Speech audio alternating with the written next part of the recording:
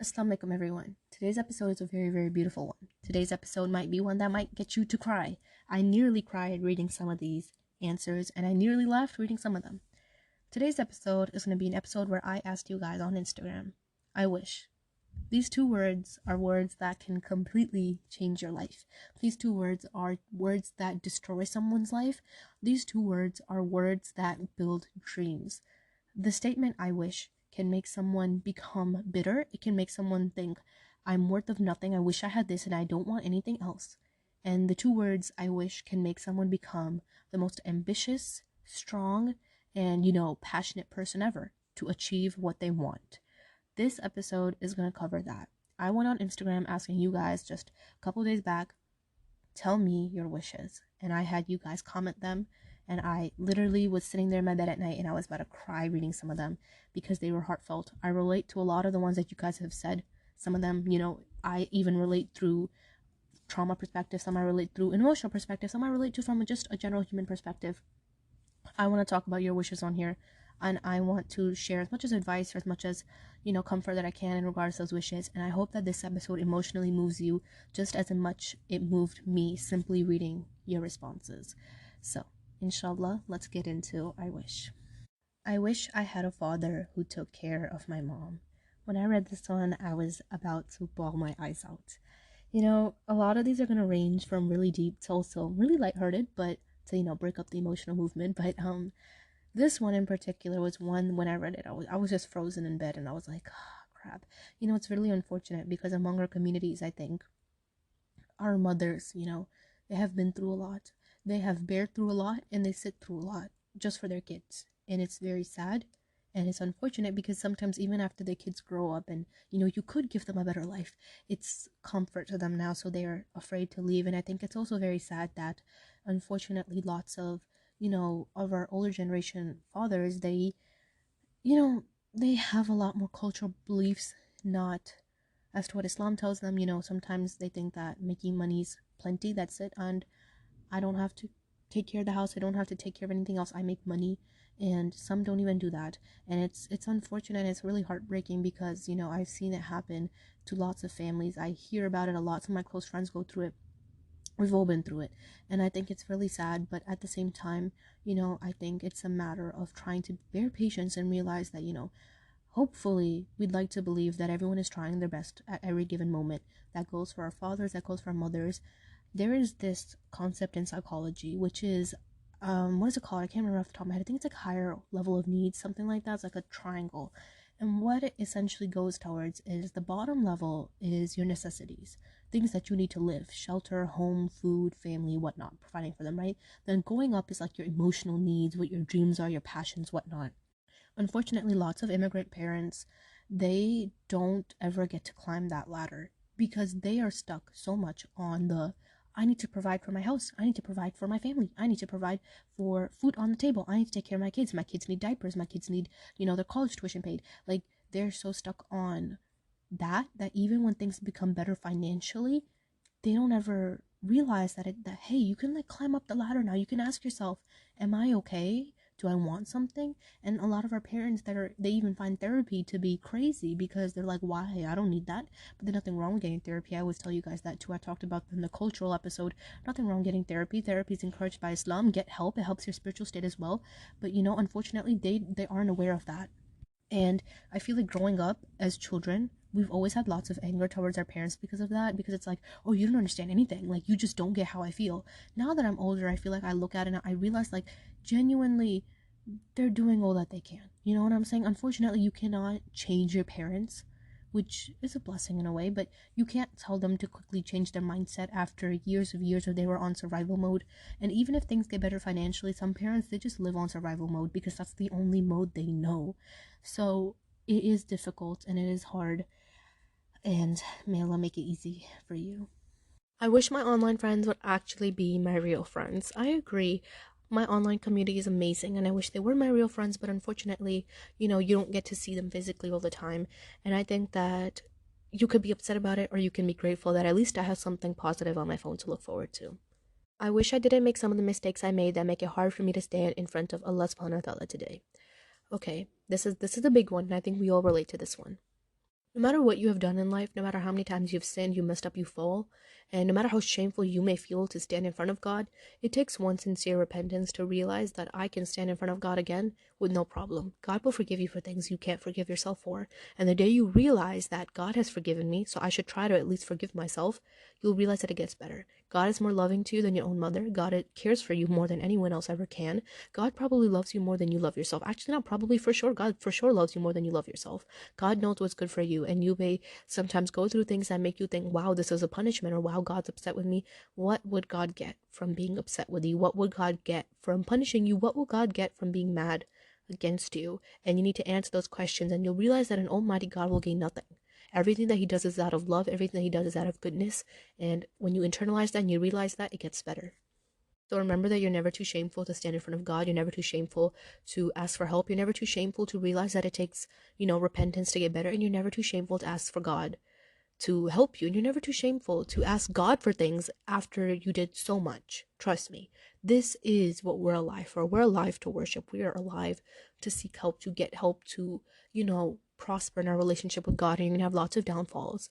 But you can choose to get up every single time. And God will let you get up every single time. I wish I had Muslim friends to spend Ramadan with. Unfortunately, I think we all can agree to this one. I think it is sad when you don't have friends around you and a good community around you, and even if there are Muslim people around you, they may exclude you because they already have their friends, so they don't feel the need to make new friends, or there's not any Muslim people around you, period. So it becomes very lonely. And I think the way that I like to take this is I view it from a different perspective. I think, wow, there's nobody here that's Muslim, but God put me here. And on this soil, on this place in the earth, I am worshiping God. There's no Muslims around me. No one believes in Islam. No one believes in Allah here. But out of all the people in the world, God chose to put me here. And I'm alone. But I am worshiping, on this ground, in this area, all by myself. There's something really great about this, that God chose to put me here out of everyone else. View it like that, and it makes it a lot more better. I wish my parents taught me how to become a better Muslim. Guys, we're in the third one and my heart's getting heavy. Unfortunately, I think, again, this comes back to how our parents were wired. Culturally, we're just told if you don't pray, you go to hell, which sucks because if you do pray, it makes your heart lighter, it makes you better emotionally, gets you to heaven, you get to an everlasting life of bliss. You feel like you have someone with you, you feel understood, you feel loved, you feel happy. But we don't say that. We just say you go to hell. Why are you saying that? And yeah, it's true, but there's so much more amazing things that you should tell people, that you should inform people about. And I think that unfortunately our culture has never allowed us to experience those things because we've always been so caught up on cultural standards and on playing, roles of what a woman should do, roles of what a man should do, that we forgot that Islam has standards, Islam has things that we should be fulfilling. And that is why I think a lot of parents, they themselves never got to realize it. So what are they going to tell you? But I hope that you take this thing and this reason, and you not being a better Muslim, and you take that and you realize that I myself became a better Muslim, and now I will teach that on, and I will become, a better parent, a better me for me. I will become a better person, and you take that as an honor because that is the best role that you can play, to be a good Muslim. I wish to be successful, or to be a doctor, or to have a business. May Allah bless you with that. I know lots of us have different dreams, career goals, academic goals, some that root from ourselves, some that root from our families. Whatever they may be, may Allah help you achieve them. And if you do not reach, to become a doctor, you don't reach to get a business, remember that there is something hidden behind everything. And I know that sometimes you don't want to hear that. I know sometimes you don't want to hear that there's something good behind it. I know you don't. I know it's annoying because this is your perfect reality. You want it as you want it. But sometimes, really, when you realize that God loves you more than you love yourself, you're going to have to love to trust him a lot more than you even trust yourself. I wish I could behave myself and act like a quote decent woman. I think a lot of times culture tells us that if you're a woman that even wants to go to the mosque, you are a shameful, horrible, hellbound woman. If you are a woman that has to go to the grocery store to get something, you are going to go to hell. And I think that they tell us that we don't act decent over little things. I think that as long as what you're doing Islamically is right, and you're following the deen as your best ability, know that you are, trying your best to follow the image of the mothers of the believers and whatnot. May Allah be pleased with all of them. And be patient with yourself, be loving towards yourself, and realize that how other people label you isn't you. I wish I got closer to the deen a lot more earlier. Unfortunately, I think we all missed this. I think we all agree with this one. And you know what I feel like I learned? I feel like if I was always close to the dean growing up, I just feel like I wouldn't value it. I don't think I would have valued it enough. And that's why they tell you that God gives you what you need at the right time. This isn't just for people. This isn't just for situations. This isn't just for careers. This is also for the dean. Sometimes, you're in a trial and you don't have the dean. You have no clue what it's about. You don't understand it. You don't understand God. You don't understand, the concept of religion. And I feel like if you were to understand it at that point, maybe you would have brutally abused it. Maybe you would have been very hateful towards it. And that is why I feel like it's in our worst pain that we learn about religion, because when you have someone that rescues you and comforts you through your worst pain, that thing becomes the love of your life. And that's why I feel like through pain we always find God. Through pain we always find the Deen, because and we always take that out as well, even outside of our pain, because then we realize what love actually is. We realize what healing actually is, and those things come through pain. And so, although you may wish that you were a better person sooner, you did more things and you didn't do some of the things that you did and whatnot, but realize that now you are here, now you are close to God, you're listening to an Islamic podcast, you maybe prayed Fajr, you pray your prayers, maybe you're in bed now, maybe you read the Quran today, you are growing, you have found the Deen, and inshallah, you're on your path to Jannah. I wish that you don't have to go through certain things in life like anxiety, depression, etc. This rounds back to what I said earlier. Again, if you don't go through these things, you're never going to realize what it means to be happy. If I live in a state of happiness forever and ever since the day I came out of the womb till I die, I will think that happy is normal. And happiness is normal, but it's not as normal in this generation as it should be. But I would never know what it means to be sad. And I feel like if you never know what it means to be sad, you're never going to 100% find yourself. I think finding yourself, creating yourself, becoming a good person, it comes through sadness. I really do believe that it comes through being lost. It comes through having nothing to want something. It comes from something to nothing. Like, it really comes from a really dark place. And that is what also helps you find the Deen, because then you realize that while I am nothing, there's something out there that is a higher purpose, that is a higher level, and I can achieve that, and I can establish that, and I can embrace that, and I can become the best me, and I can establish the best me in faith. So I think that is one big reason why we do go through sadness, why we go through anxiety, why we go through depression, because you are never going to realize the value of anything good if you don't see bad. I wish I didn't make mistakes. I feel like in life, everything is qadar, and yeah, you have free will, yeah, you mess up, but you need to remember that your mistakes, ultimately, they make you. People don't like to hear that. People think that is a bad thing. People are like, oh, now my mistakes make me, I'll never be able to separate from them. Well, who said that was a bad thing? You made a bad mistake. You made a bad choice. You did a bad thing. You made a bad decision. You made a bad mistake. But that doesn't make you a bad you. Ultimately, you took a bad mistake and chose to become a good you. And I think that, if anything, is absolutely magical. It's powerful and it's beautiful. Because when you made so many bad mistakes, but you still end up on the better side, I think that says a lot about you as a person. So don't take your bad mistakes, as something that belittles you or something that makes you a bad individual as a whole. Don't associate the bad that you have committed to you.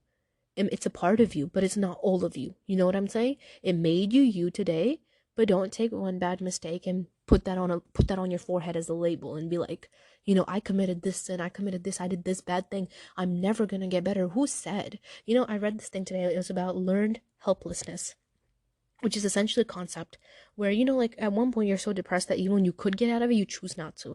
And they did this experiment, which is, it's kind of sad, but like, they put dogs on like this electrical shock type of thing, and when they could even jump on the other side to get out of it, to avoid any pain, they didn't.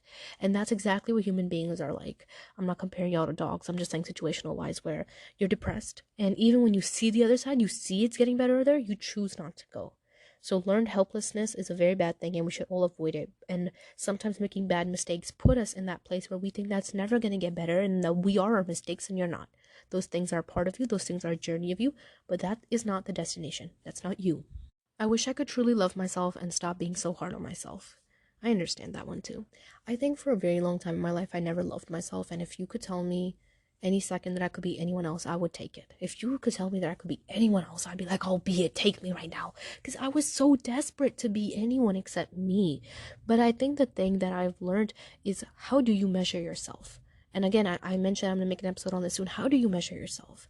Do you measure yourself by the way that people treat you? Do you measure yourself by the way that people talk about you? Do you measure yourself by the way that people look at you? By the way that people associate with you? Do you measure yourself by how many compliments you get? By the clothes that you wear? Or do you measure yourself by your worship? By the way that you are in the eyes of God? By the way that you take time out to become a better Muslim when all the odds are against you? I tried my best to measure myself with the last one. I try to measure myself with how good of a Muslim am I trying to become. Lots of times you're not going to be a good one, right? Lots of times you're going to mess up, you might miss prayers, but it's about the inside. It's about how bad do you want it? How hard are you trying? What is your intention like? That is what you should measure yourself with. And as a Muslim, I think all of us that are genuinely trying to become better, we all have a little bit of burning passion in us of where we want to become better. We want to pray all 5 prayers, sunnah prayers. We want to finish reading the Quran. We want to do so many amazing things, right? Take that and make that your self-confidence and make that your worth, and realize that you have so much passion in you. Your career, your goals, whatnot, they're gonna die with you. The day you die, that's gonna go. But the confidence and the emotion that you rooted in your faith is what will live on. I wish I could travel back in time and change a decision that I made. I think that I think I said this before too in like another Q&A, that I wish I could have done that too. But at the same time, it comes back to that discussion where your past mistakes they're just a part. They're not all. And certain decisions, they suck. And I sometimes look back at my decisions and I'm like, what an idiot. What were you on? But I think about them now and I'm like, well, if I never did them, I wouldn't be here. If I never did them, y'all wouldn't see a podcast today, by the way. I made so many stupid choices with myself as well, and it's not necessarily haram things, just like, I guess you could say, like, carelessness towards myself, depression towards myself and whatnot towards myself, that I wish I never did, because I sucked in it for years. But at the same time, if I didn't, I don't think I would have been here today. The next one says, I wish I actually do things when I say I'll do them instead of procrastinating. Very interesting. I get lots of discussions on procrastination, and I'm going to tell you guys the biggest trick that I learned. The way that I like to view things, okay, worldly things, homework, going to school, going to work, cleaning your house, whatever. I say to myself, the faster I do it, the faster I get done. If I get up and I start right now, at 5:40, I might get done by 6 o'clock. But if I choose to sit here till 5:40, till 6 o'clock for 20, 30 minutes and just sit there and think, oh, I have to do this. Oh, I don't want to do it. I hate doing it. And I look at, there's a pile of laundry. It's just getting bigger. I know I have to put that clothes away, and then I have to clean this, and after I just think about it, I'm wasting time. Because then when I start at 6 o'clock, I'm gonna finish by 6:40, when I could have just done it sooner. That's my point. Like, you can do so many things sooner if you just get up. Sometimes I don't even force myself. I don't even think about it twice. A lot of people, they say one of the hardest things for them to do is actually to wake up for Fajr. And you know what I have found?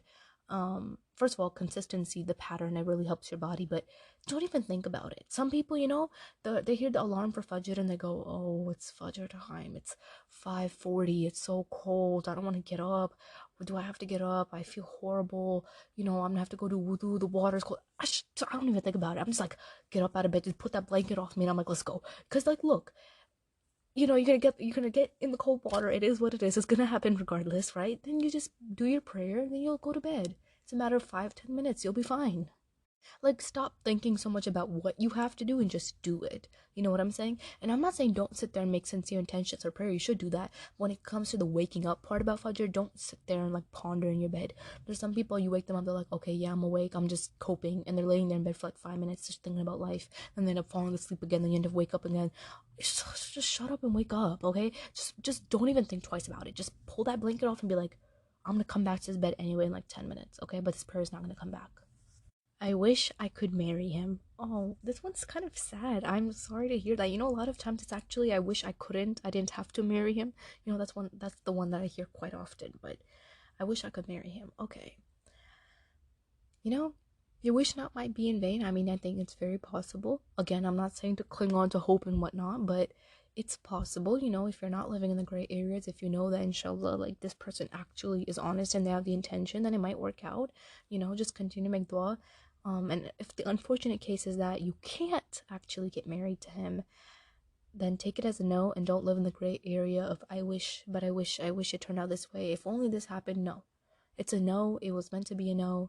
That's just how it is. You know what I'm saying? There's so many people that you will meet, in your life that you will think are really amazing, great people, and they're your perfect person. But you can't be with them. No matter how ideal they are, no matter how perfect they are, you can't be with them. And for people like that, make dua for them, make dua that Allah grants you someone like them or them in the hereafter. Nothing's impossible, everything is possible, right, with the help of dua. But don't live in a gray area. If it's a no, it's a no. That's it. Let's wrap it up. Let's keep going. I wish I was brave enough to wear the hijab. This broke my heart. Listen, it's not about bravery. Sometimes it is just about keeping faith in God. Lots of women that wear their hijab don't actually do it out of bravery. Yes, it takes bravery. Yes, it takes bravery to walk on that path. And even as weak as you may feel, you are brave for even thinking about doing it and going about that journey. But realize that it happens a lot with firm faith in God. No one can harm you when God is by you. No one can harm you when God intends something for you. If you're scared that you're going to wear the hijab, people are going to judge you, people are going to stare at you, people will. It's okay. But when God is by your side, that means, like, girl, like, you got it all. You're pleasing God. You're on the right track. And no matter what happens, no matter what these people think that you're not even going to see again in like 2 months, it don't matter. Because you have chosen that path for yourself. I know it's scary, and I highly encourage this advice to all my girls. If you are so terrified to wear the hijab that you're like, I can't do it at all, I want you to start wearing it to the grocery store. I want you to start wearing it to, the mall. Wear it places where you're never going to have to see those people again. And then you're slowly going to get so comfortable with it that you'll be like, this is a part of my identity. So when it comes time to wear to school, to wear to college, wear to work, it's going to be kind of natural because you're going to know how to navigate people. You're going to know how to navigate, the questions, whatever, maybe the stares. You'll know how to get through it. I wish I could marry my crush. What is going on, guys? What is going on? Why are we simping? What is going on? Seems like y'all girls are caught simping. Is this a girl who said this? Let me check. That was a brother. Brother, close your computer for me. Close your computer for me. X out the tab. You got caught simping. Ashamed. Just kidding. There was a girl that said, I wish I could marry him too, so it's whatever. Right? I'm not judging y'all. But, that's the first time I've seen a guy simp. So, okay. You wish you could marry your crush. Again, in Islam, the thing about having crushes and stuff like that, like, it's not haram, but you need to know, like, it's about how you go about it. If you have a crush and you're constantly not lowering your gaze, you're constantly stalking them, flirting with them, that's a problem. If you have a crush and you straight up, you're really honest about it, you go about it the halal way, it's great, no problem. But yeah, please be careful because crushes and things like that, I feel like in our generation, those are the things that really make people go off the track of, like, they feel confused because they don't know what to do. It's like, I like this person, but what do I say? I like this person, want to keep it halal. Like, go about it as if you would have went about it if you were going to marry someone, if it was arranged. No offense. A lot of times when it's arranged, we do it.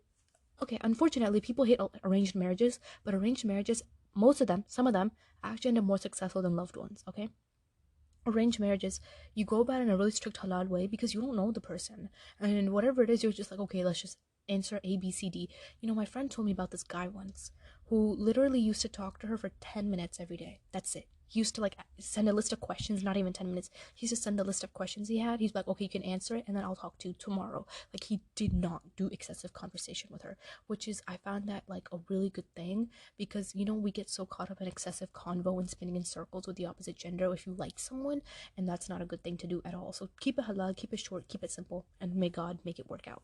I wish I didn't have a big sister that hate me. Parentheses, family issues. Don't worry, I'll be your big sister. Hire me, adopt me, whatever, I don't know. But on a real note, I understand that can be difficult because it's like they're your siblings. You can't cut them off. They're your family. You can't get rid of them.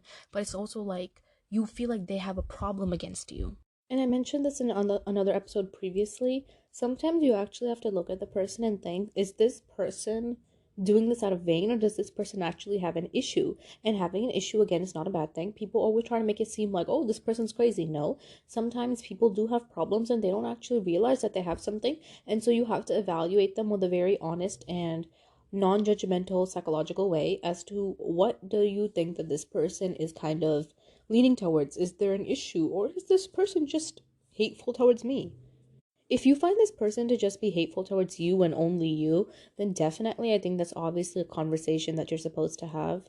But at the same time, there's certain people that no matter how many times you converse with them about something, they don't care, which is why at that point you just gotta take a step back and protect your own peace, protect your own sanity, your own vibes, because no, protect your deen, your iman, whatnot, because people like that can literally make you really bitter. Next one, inshallah, I wish to reach a level of peace that it becomes my strength. This is beautiful, and I agree with this one. I think that is very important to understand the peace within us and things that make us happy, so it can become our strength. So when we are sad, when we are going through depression, when we are going through hard times, we can take that and make that our strength and make that our comfort through bad times. It's very important to find strength and to find comfort within yourself and not other people and not other, situations and substances and whatnot within yourself, as you are who you are. I wish one day my only worry will be that I did not pray my salah on time. That's beautiful. Inshallah, that will be the case. And again, this is one of the things that I tell everyone, like the best piece of advice that I can give you is consistency. You do not have to do a lot, but if you do little and you do it consistently, it will make it so much more easier for you to build up and actually be a pro at what you do. People who gain loads of knowledge really quickly, sometimes they don't revise it, sometimes it slips through, and it's like you're better off going slowly on the journey, make intention of learning lots of things, and you'll get rewarded for it, and then go on the journey slowly, enjoy the journey. You know what I'm saying? You're never gonna have this phase in your life where you're gonna be like the most perfect, knowledgeable person and everyone will just praise you for it. You're forever gonna have to keep going. So that's that. The next one, I wish I wasn't so mentally ill and was easier to love. Everyone in one way, shape, or form has, a mental health problem. This isn't something to belittle yourself on. I think we all have them at some degree. So it isn't a bad thing, but you should recognize it and also seek help for it. But realize that you are not hard to love for the right person. I am a firm believer in that. And for me, that's like a forever belief because I just don't see how you can be too much for someone that is right for you. Of course, you're gonna have bad days, hard days, whatever, where you feel like the other person doesn't understand you, whatnot. That's normal. But when someone's like completely irritated of you, they hate the idea of you, or they're like, oh, she's too much, or he's too much. Like, I don't think that that would ever be the case with the right person. So, no, you're not hard to love. You are just being misunderstood by the people around you. And unfortunately, maybe you are loving people that don't know how to love as a whole in a general sense. There's lots of people that talk about love, that talk about wanting to be loved and loving someone, but they don't actually even know what love is. Love, I think, in my opinion, this is, are we getting cheesy? Are we simping? Okay, stop. Stop. Should I share okay, my definition, my opinion. I think love is someone that cares for your akhirah. Okay? Because you can meet lots of people in this world that will love you, that will take care of you, that will care for you financially, but that's like on a dunya level. You don't want someone that can just love you on a dunya level. You want something even everlasting. You want something longer than that.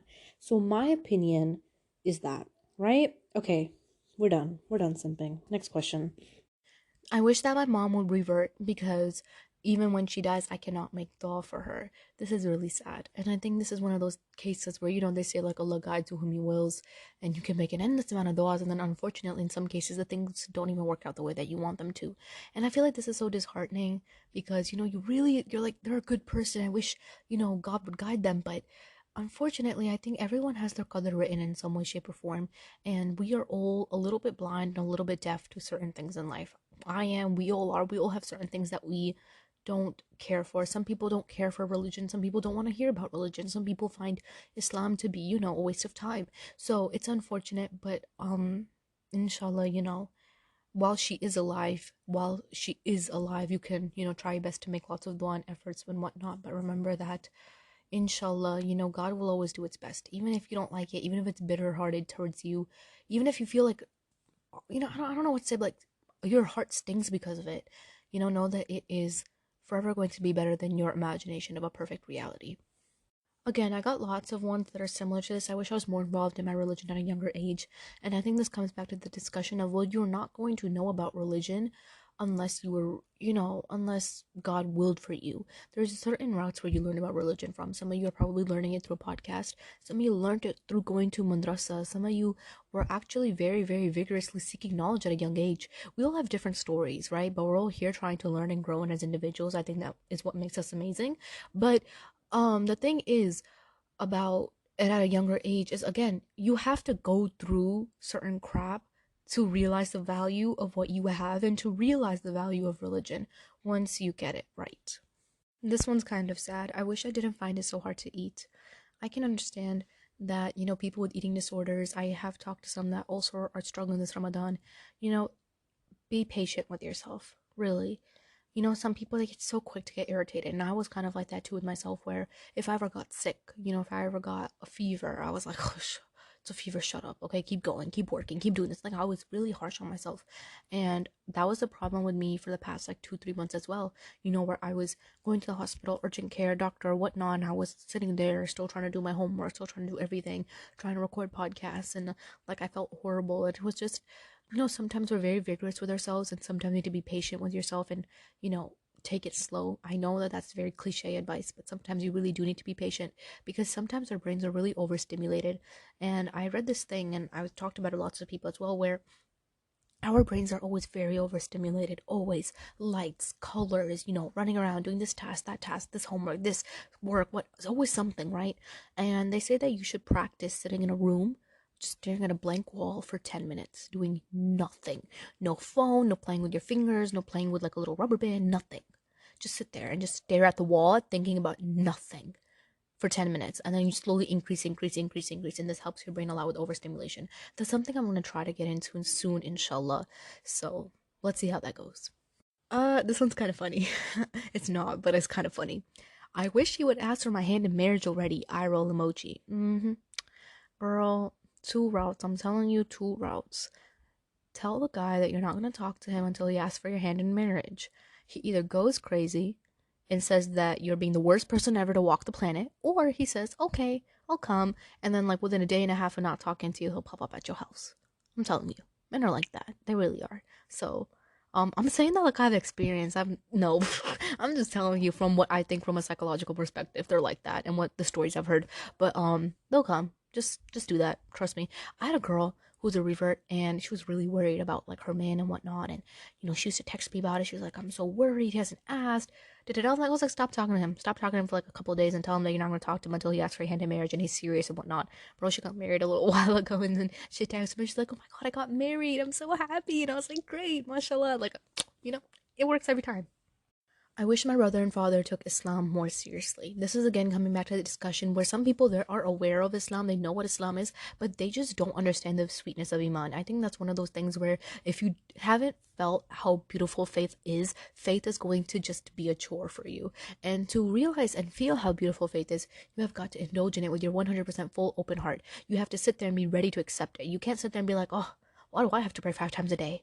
Why do I have to do this? Why do I have to do that? Why do I have to read the Quran? Stop thinking like that. Indulge in what you're doing with a 100% full, complete heart. Take it in, love it, and be ready to heal from it. So many people say, oh, well, faith never healed me. I never got healed through Islam. Well, did you ever enter Islam with the concept of I wanting to be healed? I wish I could get healed. I wish it would get better. Did you ever look at the advice that God tells you about, trying to become a better person and the hadiths and the sunnah and whatnot? Did you ever do it with like an open mind and heart and like actually try to practice it in your life?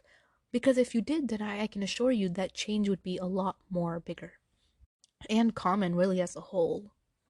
It's just one of those things, man. I don't even know what to tell you, but as a overall, I think one thing that always helps with family that doesn't practice is, be open and honest and practice around them. They may laugh at you, they'll insult you, they'll humiliate you. Continue to do it, and persistence is key. When they see the way that you don't care about what they're saying, it's going to start to interest them in one way, shape, or form, whether it's through hatred or whether it's through interest, like genuine. But be patient, always make dua for them, and realize that it is God that guides. Okay, I have so many situations in my life where I thought to myself, if I can convert this person, I will feel like I won. If I will be able to make this person take their shahada, this person come on the right path, this person leave alcohol and drugs and, crazy lifestyle, I will feel like I finally did something good. And these are feelings that I still go through. This podcast is, alhamdulillah, blessed me with the ability to see lots of girls, revert, will revert, and, experience those things firsthand on the phone and whatnot. It's beautiful. But growing up through this whole phase, and even just through the podcast, it was always like I had certain people in my life that I was like, I wish these people would take their shahada, or I wish these people would talk to me about Islam, or I wish that, okay, this person did revert, but why aren't they talking to me? I had people in my life that were really close to me that reverted, and it was great. It was great, and it felt like a dream. It felt amazing. And then out of nowhere, they stopped talking to me. Out of nowhere, things fell off, or out of nowhere, like I found out the truth about something. And it's so heartbreaking because it's like I wanted it to be different. I wanted them to know. I wanted them to see. I wanted them to experience the faith. But unfortunately, it was never in my hands. And I feel like that was one of those things that I'm still learning every single day, that I did whatever I could. I'm a type of person that sometimes always thinks that there was a shortness on my end, but now I always tell myself like I did the best that I really could have in the situations that I was in, with the way that I live. I was open and honest. If I have someone that lives near me that wants to revert, I will call you to my house. I will feed you. I'll take care of you. I'll do everything, whatnot. But unfortunately, first of all, people around me, they don't even care. They're all really strict Christians and whatnot. But just generally, and then if it's online, like, I'm gonna get on a call with you, we're gonna talk, I'm gonna try to help you, I'll send you useful links, videos, whatnot. But like, there's certain people in life that you will, inshallah, like, you'll be an in-between person, right? Because at the end of the day, it's God that guides. It's not us. It's not us. It's not me. Anytime people say that I guide them, I didn't. It was God that made something change inside your heart, right? I'm just an in-between random person, right? um so it's God that guides even those people. And if someone's not guided and you've tried your hardest, don't worry, it's gone God's hands. Okay, this one is dark, okay, guys? Hold on to something, because this one's gonna hit. I wish I could shower without feeling like someone's watching me. The trauma never left. Okay. Okay. That's deep. Let's talk about it. Unfortunately, so many beautiful sisters have gone through, assault and rape and things like that. And it's sad because we don't talk about it among our communities, and we instantly like to ask the girl, what did you do? What were you wearing? What did you look like that day? What did you do? You did something wrong. Did you have an enmity with someone? Just genuinely, like, there's countries in the world where women are wearing burqas and they get raped for no reason, right? Just because men are monsters in some places. Unfortunately, sorry, men. You know, it's okay. If you're a man, listen to this, and you don't take offense. Don't take offense, okay? You will relate with me if you are going to be honest. There are some men that are complete monsters for no reason. Women are literally wearing burqas, they get raped, and men are like, well, communities are like, well, what did you do? Exist, exist, and it's so unfortunate because it's the little things like this in your everyday life that I think we take for granted. How many times have me and you taken a hot shower and not having to worry about anything like this? How many times have we been able to come home and take a bath and not have to worry about anything like this? This was an eye opener for me. Every single little experience that you go through, be blessed, be grateful for it. And for this girl in particular that felt this way, I hope that God heals your trauma. There's so many traumas that might not get healed on this earth, but you will be paid 100% full recompense for it in the hereafter. You may be emotionally traumatized, but you will inshallah be spiritually healing. And with God's love, everything won't be perfect overnight, but it's a journey, and it's a journey that you are walking on, and you are alive today, and I am proud of you for that. You have 100 reasons to quit. Just that one alone is a big one. But you choose to get up every day and continue to go. And I think that we are all, as listeners, are proud of this person who commented that. That was heavy. May Allah really provide healing for that. And people like that, like people that do such severe trauma, I promise you, yo, like God watches all. That's there's comfort in knowing that if I didn't take revenge and I held myself back, God is surely going to do what's right every time. I wish I had my dad to be at my wedding with my children, but he passed when I was young. I talked about this in another episode where we tend to view death as a very selfish thing, where we say, this person was really important to me. I cared about this person.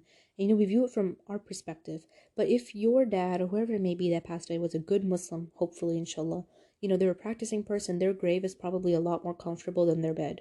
A lot more comfortable than this world, and a lot more comfortable than anything that they could ever experience. So, of course, make dua for them, and make dua that they're in a comfort state. Your grave can be an amazing place if you were an amazing person here, if you tried your best here. Why can't it not? You know what I'm saying? It's just an in-between, of course, before the day of judgment, but it can be more comfortable than your bed if God had wished. So inshallah that is the case for him. Ameen. I wish I had a family to eat sahur with, but I'm only a revert. This is so sad because I can understand this. I have seen so many cases where I have girls had told me about this, and the person who commented this was a brother. But it's so sad because you wake up alone, you go and you're just eating your food, and then you pray fajr, back to bed alone, and then time for iftari, open up alone. Some friends, they just eat at like restaurants alone because their family wouldn't understand about the whole iftari situation. And I just feel so sad because I know it feels lonely. And it's one of those things where it's like you love what you have, but you just wish you had someone to do it with. So may Allah grant, all of you guys righteous family and whatnot to do it with. As a girl, whenever we get our periods within Ramadan or something happens or you get sick and you have to make up your fast later on in the year, there were times when I had my period, I had to make it up later, and I wouldn't have anyone else to wake up with. My mom, my sister, like no one would wake up with me. I'd just have to do it alone. I'd turn on my own alarm and have to get up alone. And I used to feel horrible. I was like, this sucks. I I used to sit there, I'm like, bro, I'm sad. It's dark and I'm sad. But it was still like, I can't complain because for reverts it's even worse. At least I knew that in 15 minutes my family was gonna wake up and pray Fajr, right? But for reverts, that's not even the case. So may Allah bless all of you with, good people to be around. I highly praise those people on social medias that do like iftari and seri live streams. I feel like those are really helpful for reverts. You have someone talking and something playing in the background, and I hope that maybe at least listen to my podcast makes you guys feel a little bit less lonely, inshallah. I wish every Muslim enters Jannah, inshallah, inshallah. That is a beautiful one. May we all, pray for that. Ameen. So this is a situation that a sister wrote about, how she wishes the situation would be different. How someone proposed, but I think their parents disagreed, and the guy stopped trying, and it fell through and whatnot. And again, this routes back to, certain things happen for a reason. You may be so upset that, his parents said no, but it could have been a hidden blessing that he probably wasn't going to be good for you. A lot of men, a lot of women just, when you talk to them, you're with them, like the first 6 to 8 months, you're like, okay, this is genuinely a good person. But then maybe you find out something about them that will completely dishearten the whole situation. You never know what you're being rescued from. You really don't. I wish bad people wouldn't control the world anymore. That's one of the signs, I believe, of the end times. But I think what's comforting is knowing that God is the best judge and God is the best at justice in every way, shape, or form, because you know that no matter what these people do right now, they will pay for it. They will, and that's always great. I wish my iman wouldn't fluctuate so much. So this is a beautiful one. And I think we're told in a hadith where iman is like clothes. You are going to have to renew it. It's going to wear out. You're going to have to redo it over and over and over again. It was referred to as a shirt because, over time shirts wear out.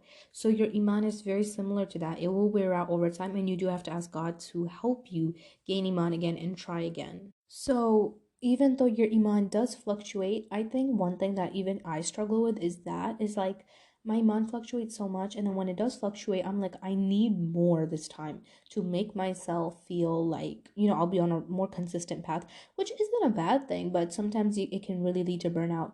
But it was something like that. That's my situation where it's like it fluctuates, and then when I am at a low, which I'm gonna be honest with you guys, it's been kind of difficult, especially when you're a girl and you get your period during Ramadan. Like you just sit there and you're like, now what? Because when you look at the things you can do when you're on your period, you could do dhikr and salawat about on the Prophet, peace be upon him, and you can do different things, help out, learn about 99 names. Whatnot. There are things you could do. I bet if you're a girl, you know about those things. But like a part of you just feels bad because it's like it's Ramadan. People are fasting. People are praying. Taraweeh. People are finishing the Quran, and you're just like, hi, I have my period. It's not her fault, and it's not something you should feel bad over, but I think it is normal to kind of feel a little bit bad. But I genuinely do think that you shouldn't feel bad about the situation because it was written by Allah. It happens to all of us. It's okay. Don't feel upset about it.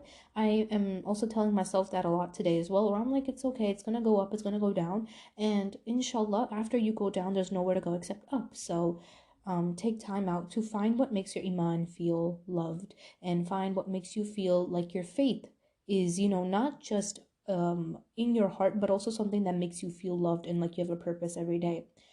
I think one big thing that changed my life that I'm still trying to apply this, is living more intentionally, not doing things on autopilot.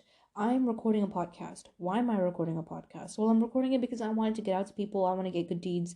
I want this to help me on the day of judgment, right? If you're reading Quran, why are you reading Quran?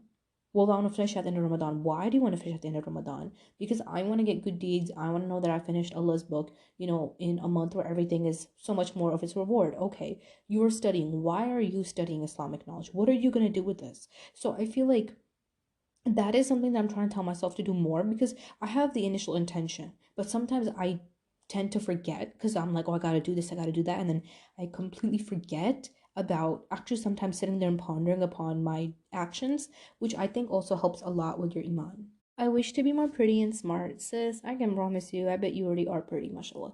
The thing is about beauty, I just feel like beauty's great, girls, y'all are pretty, but at one point it's like, what do you want to be known for? I'm gonna tell you guys something, and this is gonna be, I don't know if I should mention this. Essentially, I saw this video on TikTok where I'm not gonna say who, I'm not gonna say what. I've seen situations like this often where girls that, are that work out, that take care of their body. Again, I'm not saying there's anything wrong with that. You could be, Muslim, as Muslims are told to take care of our body, but like women that work out and they wear super, super tight clothes and whatnot. And I saw this video where literally everyone was just taking pictures of, a girl's butt because that's what she was known for. And it's not like that's the first time I've seen that happen. It was an influencer on social media. That was her brand, right? And I'm not trying to criticize her. I don't even know her, but um I've seen that case happen a lot where different fitness influencers, models, celebrities, their whole brand is their butt or their body, and that's all people care about them for. And so they're pretty because they have that. They're pretty because they dress that way. They're pretty because their body's like that way. And I can tell that, like as a woman, whether you're famous or whether you are not, I don't think it takes a genius to put two and two together that is depressing. Really. Like, imagine everyone knowing you, respecting you, complimenting you only because you had a nice body, only because that is what you got famous for. It sucks. That is suffocating. And so, as Muslim women, you are so caught up on, I want to be more pretty, I want to be more pretty. You are pretty and you are fine as you are. Learn to understand that and learn to not feel the need to compare yourself to beauty standards that have nothing to do with you. Those standards have nothing to do with us, okay? God has made us, God does not make mistakes either. And smartness, that's no, trust me, everyone is smart on something. Whenever people used to say this, I was like, I'm gonna punch the wall, I'm not gonna talk to you, because I've never, I always struggled to find the thing that I was smart at. Smart is something that goes far outside of school, I can tell you that for a fact. I wish I had the strength to take my shahada and tell my family. Sis, you can do it right now if you wish. I'm telling you, it takes way more strength to be in the same place, thinking about what you wish you could do, thinking about how you dream your life would be, thinking about how you want to practice a faith. It takes so much more strength to just sit there and think about it instead of just doing it. Sometimes you got to do it and you got to find loopholes. You have to, excuse yourself from certain places, totally act like you weren't praying. There's a lot that goes into it. But it's so much more freedom just doing what you wish, and knowing that it's also right, knowing that what you did was right, and then just going it, and then just that's it, like this is my decision, no one can change my mind. And it's dangerous, and yeah, there's some families where the parents are gonna go crazy, but it's like that if something was to happen to you, at least you would be a Muslim, and at least there's certain families that are literally ready to kill their children if they revert. But hey man, at least you'll be Muslim. Like, it's a dub, you know? I know that sounds so mean. No, but listen, when you adapt the faith, it becomes greater than anything. It becomes greater than, your life right now, the dunya. Like, it's something that you take to heart. Now, I'm not saying to stay in a situation like that because, you're Muslim and you'll go to heaven. No, like, of course, you have to take care of yourself, but you have to remember that there's no fear. No one can harm you. God is by your side, and inshallah, you know what? Whatever happens will work out good in your favor. I do want to mention, if anyone is interested in reverting, or they're like want to revert but they're confused or they have questions, or they just want to do it, bro, feel free to DM me on Instagram and just let me know that you're interested. I have had lots of young girls, tell me, and I have lots of different resources that I can send you if you want to take a shahada. I can get on a call with you and help you. So please just feel free to reach out, because some people don't know how, and they want to take the shahada but they feel confused about the prayers. I have a bunch of resources that I can send you. Please, if you're interested, let me know. This one's a good one. I wish Islam wasn't actually so missing among the Muslim communities, i.e., the way that we treat each other and whatnot. Facts. So well said. You know what? It's kind of like a label. It's so unfortunate. But when you actually look at, the way that we treat people, unfortunately, sometimes at mosques, the way that we cut people off, the way that, in a rude way, the way that we degrade people, the way we roll our eyes at people, the way that we say, unfortunately, even like, I don't want to say tribes, but, groups, the way that we create groups based off of, ethnicities and backgrounds and whatnot. And it's like, oh, I'm an Arab, so don't hang out with me. I'm Pakistani. I don't want anyone else different around me. I feel like it is so rude, because it's not like us, you know what I'm saying?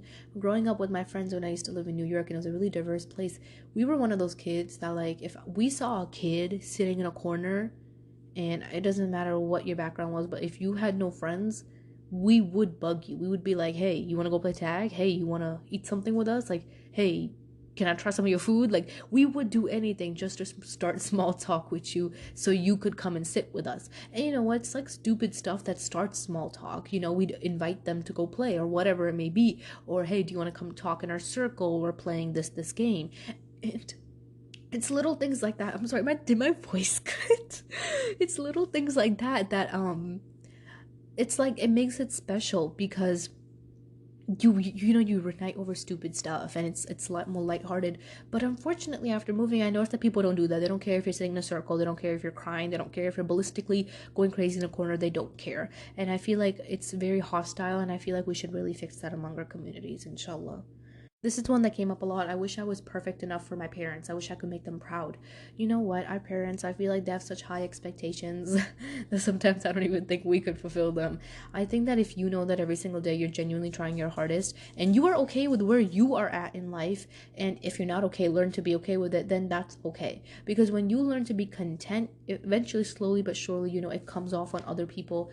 And your parents will forever have expectations. I think the way that you measure yourself should be, am I fulfilling my spiritual expectations? And if you are, after that, everything else is secondary. So don't take too much of it to heart.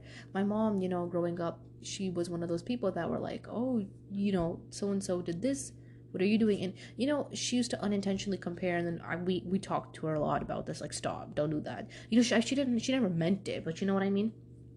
And then over time, like, I made it really evident with her, and I had lots of, conversations with her that didn't always end peacefully. But I was like, I know what I'm doing. Okay, I'm doing as much as I can. So don't come at me. Don't talk to me about other kids. Don't tell me what other kids are doing. Don't tell me how other kids are in ABIB. Don't tell me what other kids got in colleges for. Don't tell me. I don't care. If I don't keep up with those kids, they're not my friends. Stop telling me about their successes, because it's not that I wish bad for them. Mashallah, may Allah bless them with success. But when you're telling me in a tone that, oh, like comparison, like, just don't tell me. I don't care, because I know I'm doing all that I can. And that didn't always end well, but now, alhamdulillah, it's better. So I'm going to wrap up the wishes here. And if I didn't share your wish, it's only because I'd probably have given that advice beforehand and it would have come off very similar or repetitive, which is why I didn't share it again. But now the question comes down to, why did I make this episode? I'm going to be honest with you guys. In life, we see so many people, we see so many people's profiles, we see the way that other people live, we see the way that other people are, and we think that they have it all. I'm going to be very honest with you. Other creators, social influencers, whatever y'all want to call them, okay, I just consider myself to be a random girl that's a podcast. They don't tell you this, but I don't know about what they do. I'm going to tell you about what I do. If I see someone like my Instagram picture, go in my comments, constantly leave me comments, constantly like my story, constantly, share my work everywhere. And then, I open up my Twitter and I see this person also follow me on Twitter and then on TikTok, and then they're liking everything, they're DMing me sweet stuff. Like, I get curious. I'm like, who is this sweet soul? And it makes me so happy, because it shows me that, inshallah, hopefully you find whatever I put out to be beneficial that you're following me on all platforms, and it totally makes me so happy. But I get kind of curious, and I'm like, who is this sweet soul? Let me click on their page. And so sometimes I'll be seeing y'all's pages, no pressure. I'm not saying that to sound like a snooper, but just the basic gist, just kind of looking at you. And if you have a private account, I'll leave you alone, don't worry. But just kind of looking at who are you, because I find that to be very important. And then I at least recognize your name or recognize your profile. And I know some people may find that weird, but I think that that's a very important thing to do, because I don't care how famous someone gets. If you have someone constantly supporting you, the least you can do is kind of know their name, kind of know their profile, who they are, right? And I have seen some of you guys, mashallah, Mubarak may, guys keep you this way. Where I see your profiles and I'm like, that's beautiful, mashallah, you're starting a family, or you got married, or you're some really successful kid in uni, or whatever it is, and you see people and you think, wow, they have it all. And it's not until people are put in a place where you ask them, what do you wish for, that you will hear so many things. You will hear deep things, sad things, materialistic things. You will hear simple things, like wanting to feel more alive, wanting to be free from trauma. And these are things that I think no one ever tells you. The most famous celebrities, or the person that looks like they had the most iman, probably sleeps crying every night. You know what I'm saying? They literally cry themselves to sleep every night because their trauma won't leave them alone. Because they know they'll wake up tomorrow and it'll be another hardship. And my point here is to tell you this. You have wishes. Nothing's wrong with that. You have dreams. Nothing's wrong with that. You can either sit here and think, I wish these things would come to my life. I hate my life. I don't have these things. Or you can sit here and say, I wish I would have these things. And so you're going to try your best in, if you have a situation like that where you could work for it and you could become a better person for it, you could, gain a relationship with God for it, and you will do that. Now, there are some where your wishes are just, family things, to heal through trauma, to get over those things.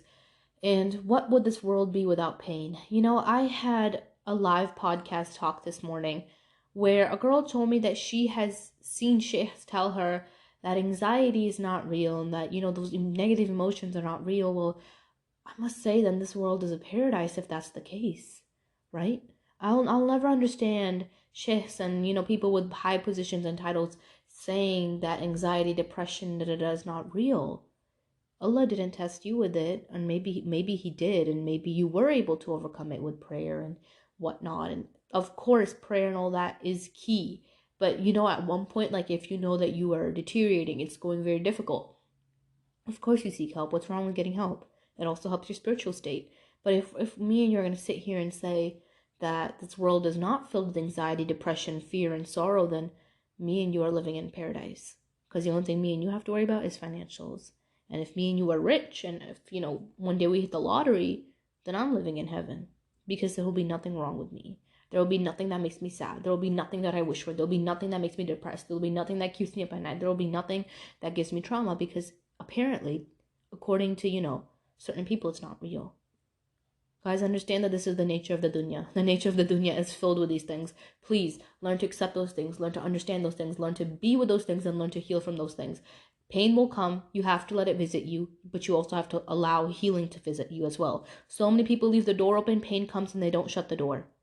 They just keep getting hurt. And then when healing comes to the door, and, God's sending healing, you shut the door.